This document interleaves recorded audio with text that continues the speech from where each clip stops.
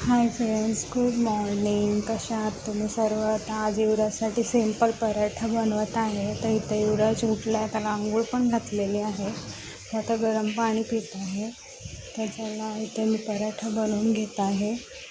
छान तूप लावून भाजत आहे. त्याला आज सिंपलच पराठा खायचा होता, मग तो आता सिंपल पराठा बनवत आहे मी. आणि तुम्ही पण तुमच्या मुलांना तूप लावून छानपैकी खायला द्या. सर्दीच्या दिवसामध्ये त्यांना प्रोटीन चांगलं भरवा. ते इथे माझी पराठा मस्तपैकी भाजून झालेला आहे. आता मी तर त्याला रेडी करत आहे आणि चारत पण आहे. तर इथे बघा आमचे दोन्ही पिल्लं कसे बसलेत, छान आहेत ना.